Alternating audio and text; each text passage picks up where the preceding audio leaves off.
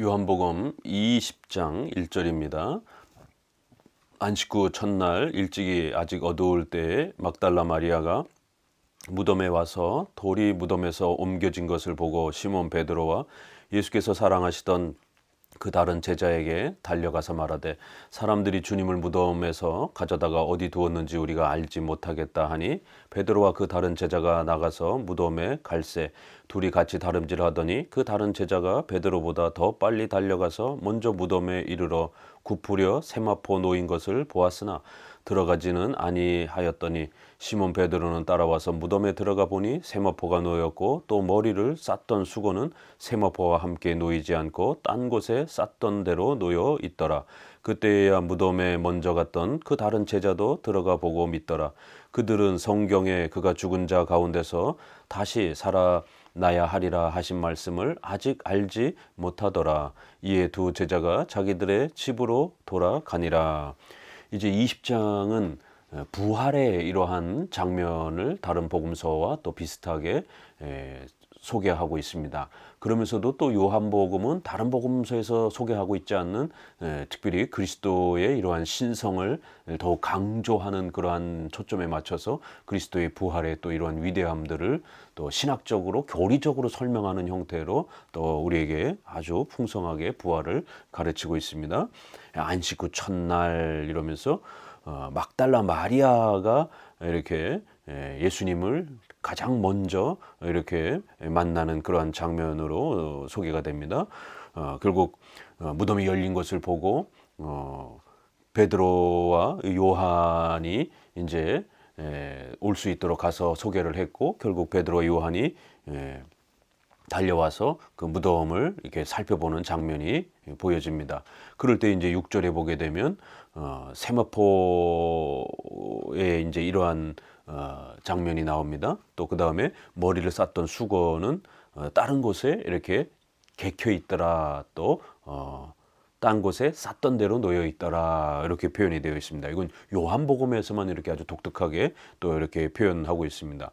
그 이제 이 세마포의 이러한 그 장면이 예수님이 몸이 쑥 빠져나가서 그 수의를 쌌던 이렇게 수의를 빙빙빙빙 이렇게 동그랗게 쌌던 것이 그대로 접혀서 이런 장면인지 아니면은 세마포를 이렇게 정리해서 이렇게 놓은 것인지 알 수가 없습니다. 여기는 정확한 더 설명은 이렇게 없기 때문에 그리고는 수건은 머리 수건은 또 다른 곳에 이렇게 접혀 있는 이제 이런 장면을 보게 됩니다. 그 이제 많은 루터파와 이제 이러한 다른 많은 복음주의 계열에서는 예수님이 그 세마포를 빠져나온 것처럼 이렇게 통과해서 나온 것처럼 이렇게들 많이 해석을 합니다. 그러나 이제 우리가 뒤에 닫혀진 그 제자들의 방으로 들어오시는 이 장면에 그리스도의 신성과 인성의 이러한 그 특성, 특별히 부활한 후에 그리스도의 인성의 특성을 설명하는 이제 이러한 기독론과 관련해서 아주 중요한 이 교리 부분에 있어서 루터파는 예수님의 인성이 신성화된 것처럼 이렇게 해석을 합니다. 그래서 이성 1인격 개념이 흔들리고 망가집니다. 결국 신성과 인성이 한 인격 안에 그렇게 변화됨 없이 섞임 없이 각각의 고유한 고유성을 가지고 연합되어 있다라고 하는 것이 이게 칼케톤 우리 신조의 고백이고 웨스트민스터 신앙의 고백이고 이것이 성경의 고백인 것입니다. 그런데 결국 초대교회의 4가지 이단 중에 하나가 마지막은 결국 칼케톤에서도 정제한 유티커스라고 하는 이단이 있습니다. 첫째는 신성을 부정하는 아리오스, 둘째는 인성을 부정하는 아폴리네리오스. 신성과 인성 두 성이 한 인격이라고 하는 것을 부정하는 한 인격을 부정하는 두 인격을 자꾸 주장하는 네스토리오스. 그리고 신성과 인성이 이렇게 구별된다라는 것을 강조하지 않고 한 성이라고 섞여서 새로운 제3의 성이 되었다라고 하면서 결국 신성과 인성의 구별성을 부정을 하는 그러한 유티커스. 이렇게 4개의 이단이 있는데 루터는 이 신성과 인성의 이러한 연합에 대한 이 개념이 충분하게 이렇게 체계화되어 있지 않아서 그 인성이 신성화되는 형태로 결국 바뀐 것처럼, 그래서 인성은 우리 눈에 보이지 않지만 결국 신성처럼 편재할 수 있는, 이 세상 어느 곳에나 있을 수 있는 그런 형태로 속성이 바뀌었다. 신성과 인성이 서로 그렇게 섞인 것처럼 이렇게 표현을 해서 그의 성찬론에서도 공제설, 떡 위에 떡 안에 떡 속에 인성이 신성화되었기 때문에 그 인성은 어느 곳에나 편재할 수 있기 때문에 떡 위아래 속에 존재할 수 있는 것처럼, 그래서 인성이 실제적으로 떡 속에 있는 것처럼, 떡 자체에 있는 것처럼, 이건 굉장히 화채설하고 상당히 유사한, 떡 자체가 실제로 그리스도의 몸으로 바뀐다라고 하는 로마 가톨릭의 화채설과 상당히 유사한 그러한 형태인 겁니다. 그래서 찌빙글리나 개혁박건의 칼빈은 이러한 공제설을 반대한 겁니다. 결국 이거는 신성과 인성의 그런 한 인격 안에서의 연합과 결합의 개념을 제대로 확립을 하지 못해서 그런 것입니다. 그래서 이제 이 20장에는 이 주제가 굉장히 중요합니다. 부활하시고 난 다음에 그 그리스도의 인성은 어떤 상태로 그 한 인격의 그리스도의 신성과 존재하는가. 그랬을 때에 그 신성은 신성의 고유한 역할을 갖고 있고, 인성은 인성의 고유한 역할을 부활 후에도 여전히 또 영원토록 갖고 계시는 것이다라는 거예요.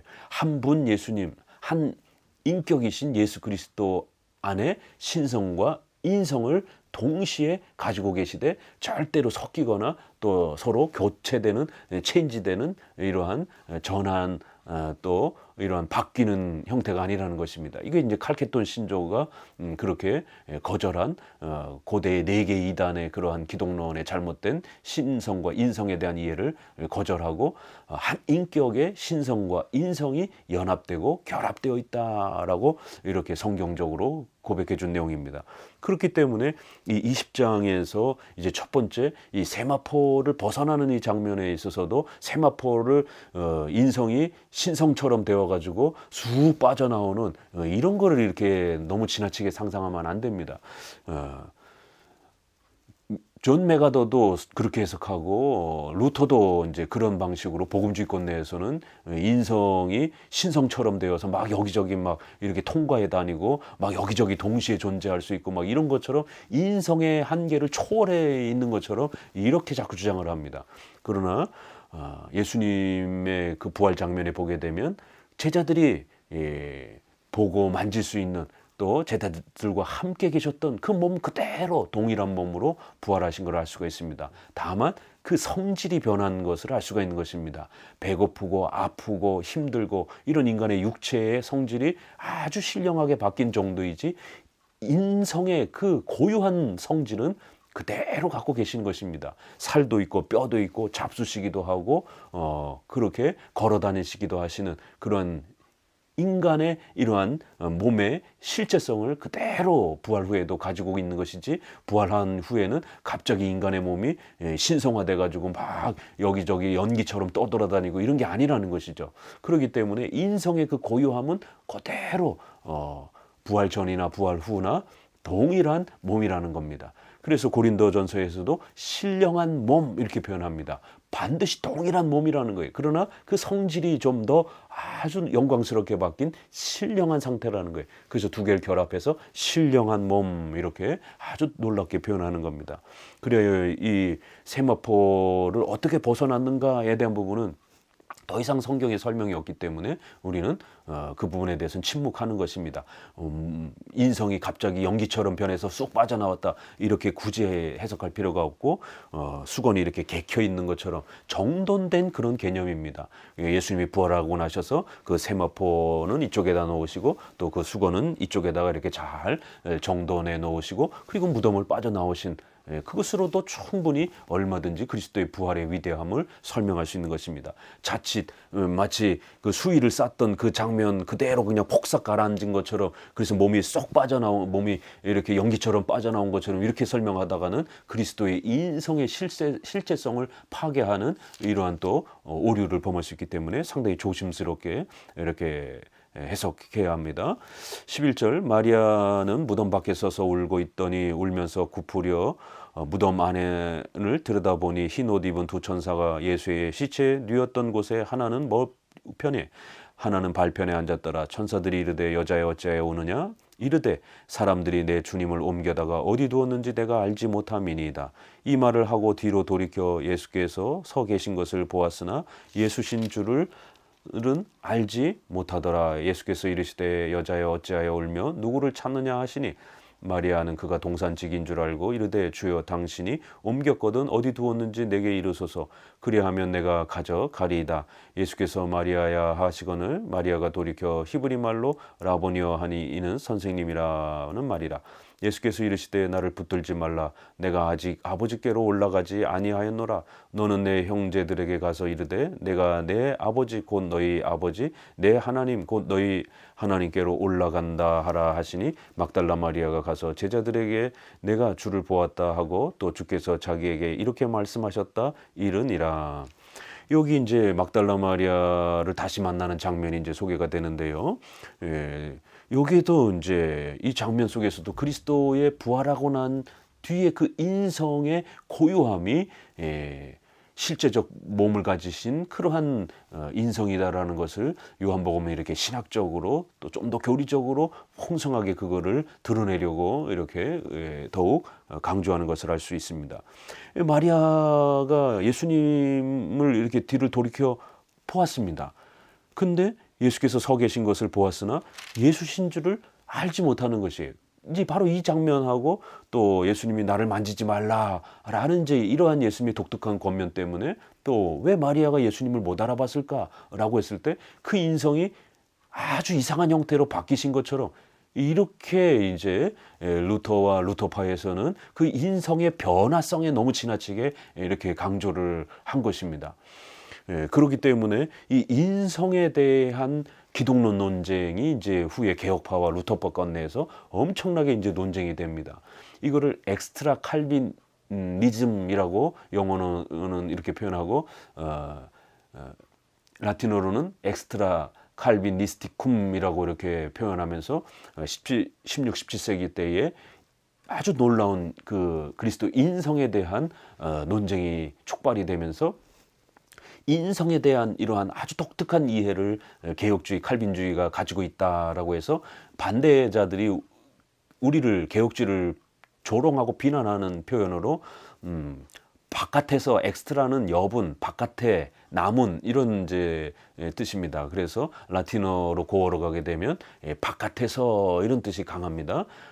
그래서 칼빈주의자들은 인성과 관련해서 뭐가 자꾸 바깥에서 이런 아주 독특한 그런 표현을 쓴다, 그런 주장을 한다라고 이렇게 해서 칼빈주의자들이 바깥에서 인성과 관련해서 어떤 그런 밖에서라는 이러한 주장을 한다라고 해서 이 기독론과 관련해서 인성의 독특한 이 신학적 교리 개념을 엑스트라 칼비니즘이라고 이렇게 그냥 이름이 붙여진 것입니다. 그건 바로 그리스도의 인성 안에 바로 신성을 가지신 그리스도로 계시고 한 인격이신 예수님으로 계시고 그 인성 바깥에 또 그 신성은 얼마든지 온 세상에 편재해 계신다라는 것이에요.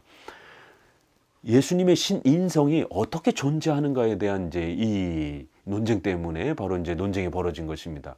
그럴 때 칼빈주의는 예수님은 분명히 신이라는 것입니다. 성자 하나님, 성부 하나님의 제2위격, 삼일체의 제2위격이시고 성자 하나님, 성부의 아들이신 영원한 신이신 것입니다.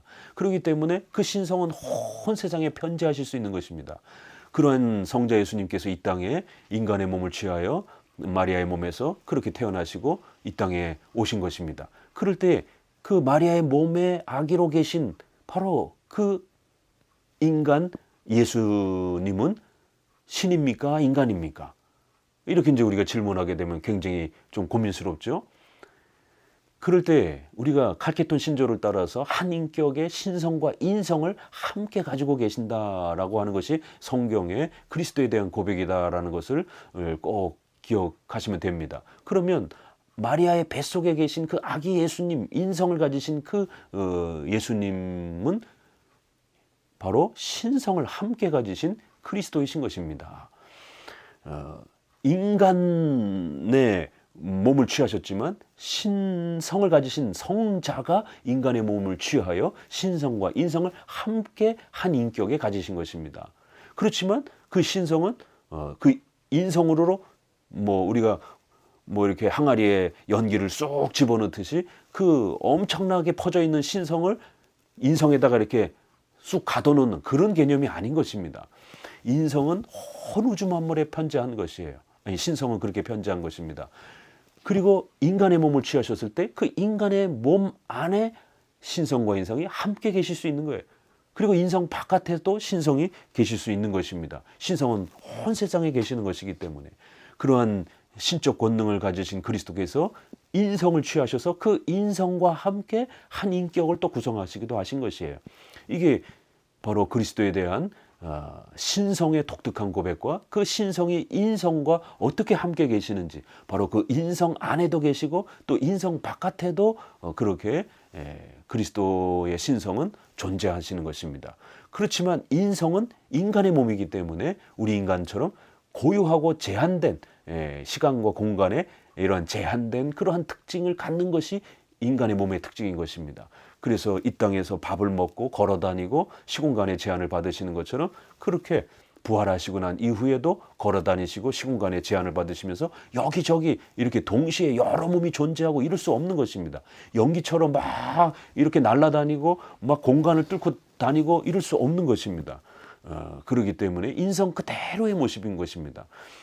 여기에서 바로 이 인성과 신성의 이러한 한 인격의 그 고유성을 그대로 갖고 계시다라고 하는 칼케톤 신조의 고백을 따라서 이 본문을 보게 되면 이제 루터파나 다른 복음지권에서는 예수님의 몸이 완전히 다른 형태로 바뀌었기 때문에 마리아가 못 알아봤다라는 거예요. 그러나 우리 칼빈주의에 있어서는 예수님의 몸은 그대로 부활 전의 몸과 동일한 몸인 거예요. 마리아가 알아보려면 얼마든지 알아볼 수 있었던 것입니다. 그렇지만 이제 마리아의 이제 또 이러한 신앙을 성장시키기 위해서 마리아의 눈을 가리우신 것이지 예수님의 인성이 이상한 모습으로 바뀐 것이 아닌 겁니다. 예수님의 인성이 이상한 쪽으로 바뀐다, 체인지된다, 전환된다, 신성과 섞인다, 편제되었다 이렇게 되면 고대 이단들이 주장했던 그 인성에 대한 잘못된 오해에 빠질 수 있는 것입니다.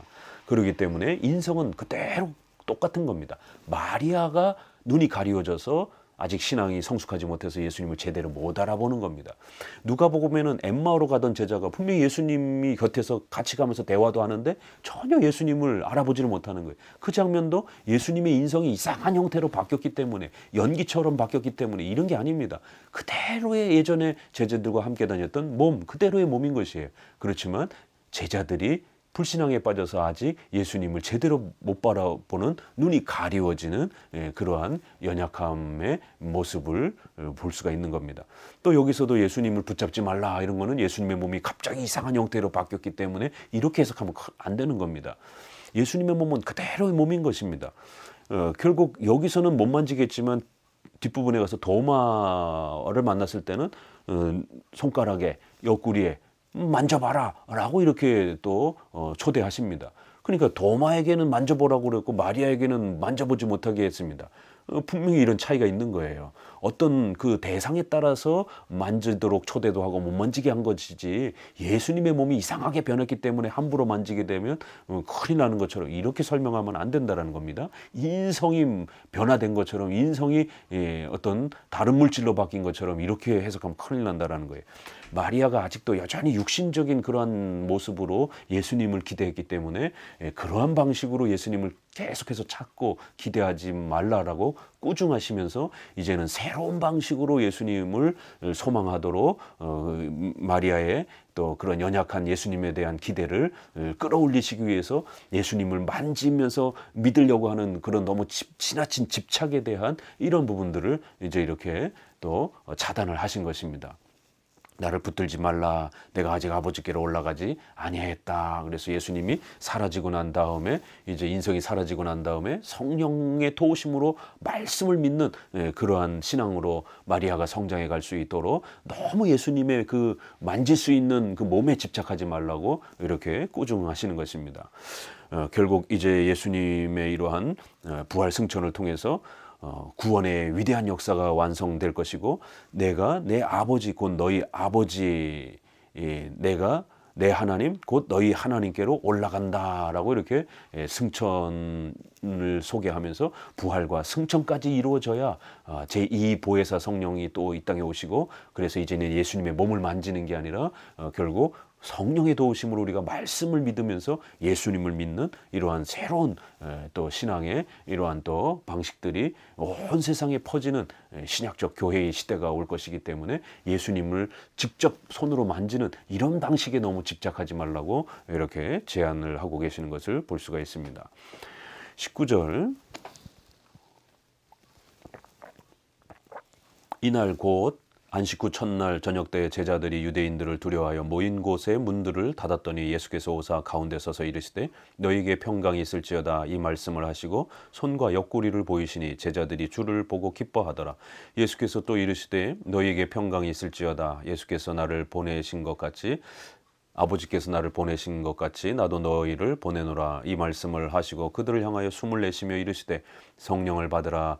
너희가 누구의 죄든지 사하면 사하여질 것이요 누구의 죄든지 그대로 두면 그대로 있으리라 하시니라. 그리고는 이제 26절도 보면 여드레를 지나서 제자들이 다시 집 안에 있을 때 도마도 함께 있고 문들이 닫혔는데 예수께서 오사 가운데 서서 이르시되 너희에게 평강이 있을지어다 하시고 라고 이제 요 본문도 같이 보겠습니다. 이렇게 일주일 후에 제자들이 두려움 가운데서 이렇게 기도하고 있는데 예수님이 나타나십니다. 여기도 보니까 이것은 요한복음만 이렇게 아주 독특한 표현을 예수님의 등장 장면을 소개합니다. 문이 잠겨 있습니다. 모인 것들의 문이 닫혔더니 닫아져 있는데 예수님께서 오사 가운데 서서 어떻게 들어오셨는가? 여기 이제 엄청난 기독론 논쟁이 이제 벌어졌습니다. 이 구절을 해석하면서 그랬을 때에 존 메가더라든가 이렇게 루터파라든가 이런 사람들은 그 인성이 마치 신성화된 것처럼 이런 쪽으로 인성의 변환과 전환 개념으로 자꾸 해석을 하다 보니까 문을 연기처럼 뚫고 들어오는 것처럼 뭐 전파가 벽을 뚫고 들어오는 것처럼 예수님의 인성이 신성화되어서 그 문이 잠겨 있었지만 닫혀져 있었지만 뚫고 들어오는 것처럼 이렇게 인성을 파괴하면서 해석을 합니다. 그러나 이렇게 해석하게 되면 인성과 신성의 이러한 고유성이 파괴가 되는 기독론의 심각한 오류가 발생이 되는 것입니다. 그래서 전통적으로 칼빈부터 시작해서 웨스트민스터 이르기까지 이것은 문을 통과해서 오신 것이 아니라 우리가 사도행전에도 보게 되면 천사들을 동원해서 문을 잠근 것을 다 깨트리고 문을 파괴하고 그렇게 간수들이 지키고 있는데도 불구하고 베드로를 구출해내시고 이런 장면들을 보게 됩니다. 그럼 예수님의 신적 권능으로 그 문을 무너뜨릴 수도 있는 것이죠. 또 잠겨진 문을 강제로 개방할 수도 있는 것이고요. 천사를 동원해서. 그렇게 해석해야지 인성이 전환이 돼서 문에 스며들어서 이렇게 빠져나온 것처럼 이렇게 해석해 버리게 되면 인성의 고유함을 파괴하고 지키지 못하는 이러한 심각한 기독론의 문제가 발생이 되는 것입니다. 그래서 요한복음은 이렇게 신성과 인성의 아주 그 독특한 그러한 한 인격으로서의 그리스도께서 부활 후에 어떻게 존재하시는가에 대해서 이렇게 아주 놀라운 기독론을 우리에게 가르치고 있습니다. 특별히 그 신성은 분명히 인성과 함께 계심에도 불구하고 인성 바깥에 온 세상에 존재한다라는 것. 그렇지만 신성은 그렇다라는 것. 그렇지만 인성은 제한성을 갖고 있다는 겁니다. 신성은 편재성을 갖고 있지만 인성은 제한성을 갖고 있다는 겁니다. 그렇기 때문에 바로 그 인성의 제한성을 가르치기 위해서 이렇게 모인 곳이 문이 닫혀 있다는 것을 일부러 소개하면서 그 닫혀진 문에 그리스도가 등장하시는 장면을 통해서 부활하시고 난 뒤에 그리스도의 인성은 여전히 참된 인성의 모습을 그대로 갖고 계신다는 것. 그리고 신성은 그 인성과 함께 한 인격을 이루시고 또 인성 바깥에 온 우주 만물에 편재하시면서도 또 그렇게 존재하는 이성 1인격이라는 것. 그래서 이렇게 문이 닫혀 있지만 그 문을 신적 권능을 통해서 파괴하고 깨트리고 또 강제로 개방하고 그렇게 얼마든지 들어오실 수 있는 겁니다. 어떻게 개방이 되고 열려지는지에 대해서는 한마디도 없습니다.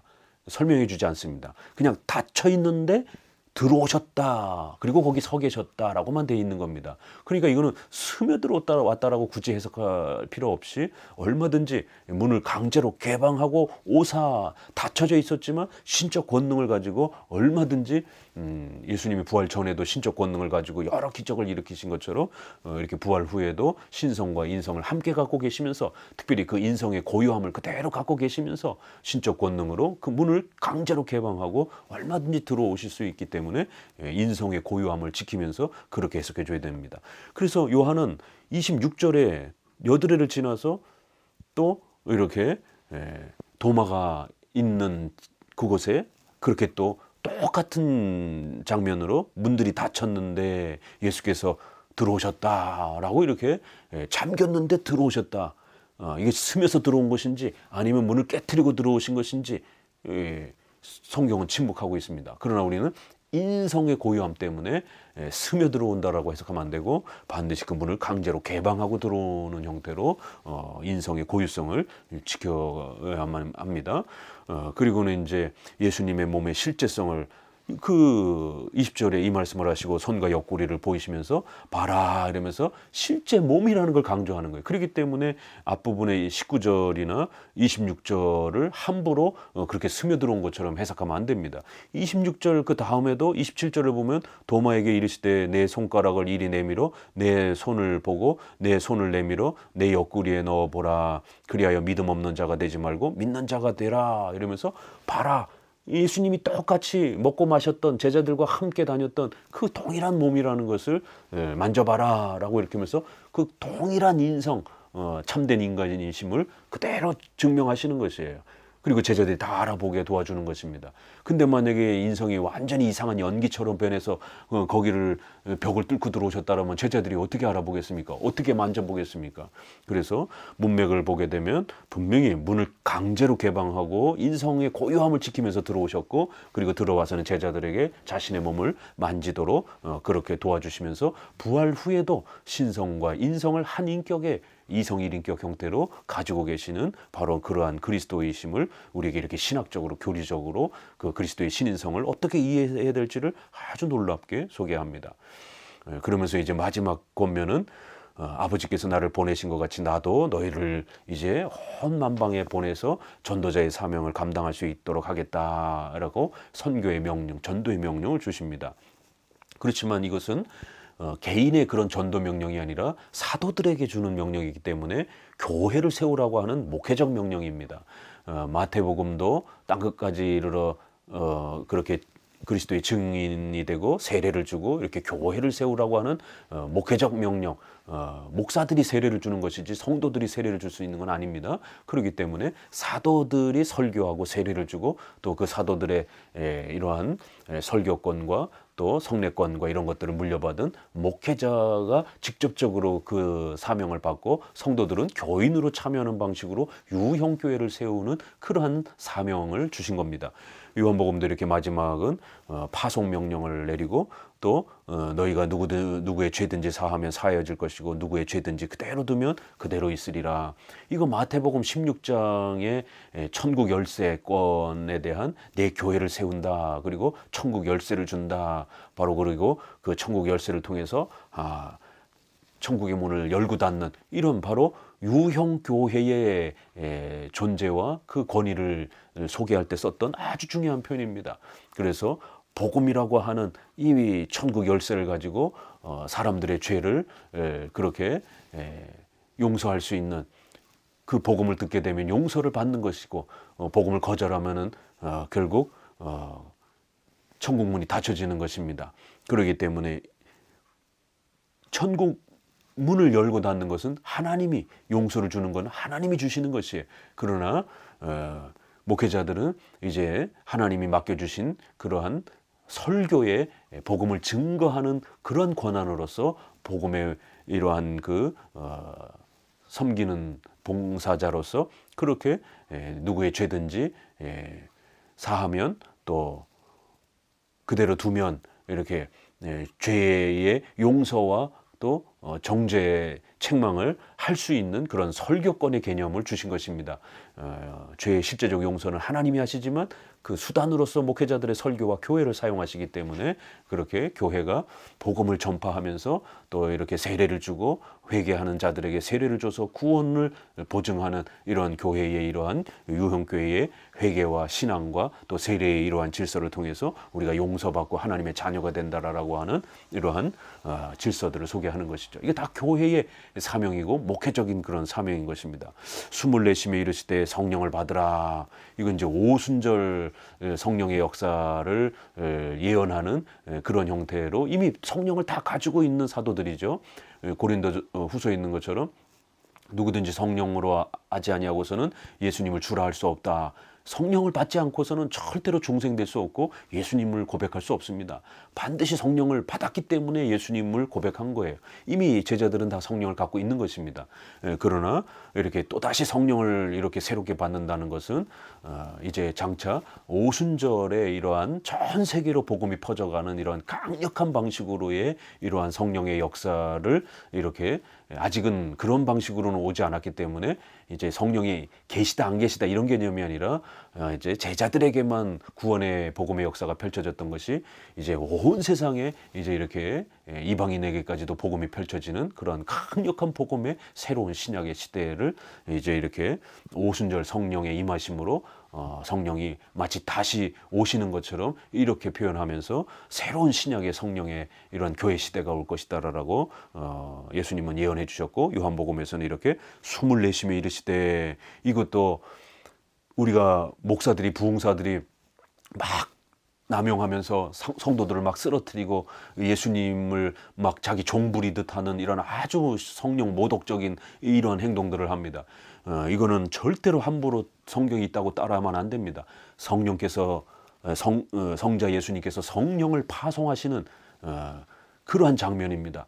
성부가 성자를 낳으시고 성부와 성자가 성령을 보내신다, 파송하신다라고 하는 삼위일체의 위격 관계에 있어서 그 아주 독특한 삼위의 존재의 방식인 것입니다. 성자가 성령을 보내시는 것이에요.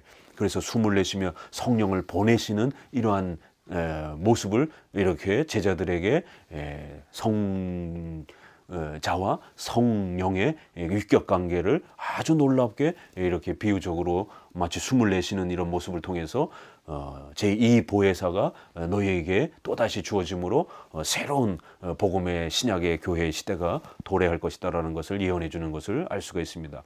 그렇게 교회가 세워질 때 이렇게 유형교회를 세우고 그 유형교회의 지도자로서 또 사도들이 사역하고 그 사도들의 또 위탁된 또 그러한 질서를 통해서 목사와 장로가 교회의 지도자로 세워져서 이렇게 또 유형교회의 설교권과 또 이런 권징권을 가지고 죄를 사하기도 하고 또 용서하기도 하고 그래서 또 세례를 줘서 교인으로서 또 그러한 또 보증과 표시를 가질 수 있도록 또 그렇게 도와주는 것입니다. 이런 유형교회를 세워가라라고 마지막 당부하십니다.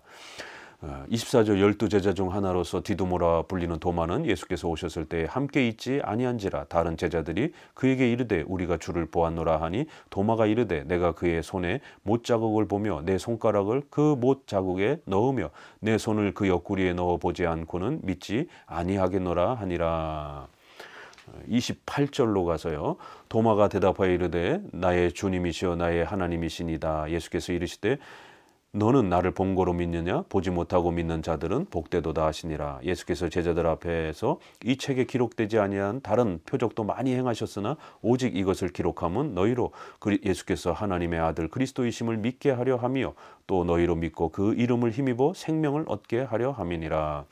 결국 도마가 이제 예수님을 직접 만져봐야 되겠다라고 하면서 아직도 불신앙의 연약함 가운데 이렇게 있는 모습을 한 번 더 소개하면서 이제 예수님은 도마에게 자신의 몸을 직접 만져보라라고 이렇게 배려를 해주십니다. 그러자 도마가 그제서야 이제 신앙이 성숙해가면서 예수님을 나의 주님이요 또 나의 하나님이시다.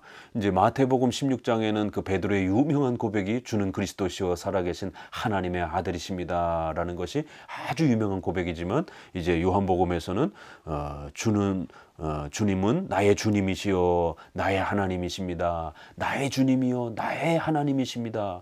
인간의 몸을 가지시고 이 땅에 오신 연약한 인간의 몸을 가지시고 비천한 모습으로 이 땅에 오셨지만 그분은 메시아요, 나의 주님이요 나의 하나님이십니다, 나의 메시아입니다 라는 이러한 메시아에 대한 아주 유명한 고백이 도마의 고백을 통해서 또 요한복음의 마지막 결론으로 소개가 됩니다. 그러면서 여기서도 앞에 막달라 마리아에게 꾸중하신 것처럼 보고 만지고 이런 형태로 예수님을 믿으려고 자꾸 이렇게 연약한 모습에 빠져 있지 말고 보지 않고 믿는 것, 이제 성령의 역사를 통해서 예수님의 말씀, 사도들의 말씀, 오직 성경을 믿고 신앙이 세워져 가고 자라가는 것, 이것이 기독교의 가장 올바른 그러한 구원의 방법론이라는 것입니다. 신앙의 방법론이라는 것입니다. 그래서 마지막 이 또 구절에서도 이렇게 성경책을 기록함은 바로 예수님이 메시아임을, 그리스도임을 믿게 하려 하며 그 믿음을 갖게 되면 우리가 영생을 얻고 구원받아서 영원토록 사는 이 어마어마한 복을 누리게 된다는 것입니다. 이렇게 마지막은 성경신앙을 다시 한번 강조하면서 도마에게 만지는 신앙이 아니라 신비주의나 경건주의처럼 만지고 체험하고 경험하는 이런 게 기독교가 아니라 성경에서 가르치는 그 예수님을 우리의 메시아로, 나의 하나님이요 나의 주님이요 나의 메시아로 믿는 것입니다. 성경의 교리를 믿는 것이에요. 성경에서 소개하는 예수님을 믿는 거예요. 성경을 믿는 게 믿음인 것입니다. 그러면 그 성경을 믿는 믿음은 우리를 예수님과 하나 되게 만들고 우리를 죄사함 받게 만들고 하나님의 자녀가 되어 형생을 얻는 이 기독교의 위대한 구원의 복을 얻게 하는 그러한 놀라운 기독교의 구원의 도구요 방법이 된다라는 것입니다. 이렇게 마지막으로는 성경을 믿어야 된다라고 하는 이제 결론으로서 이렇게 또 20장은 결론을 맺고 있습니다. 감사합니다.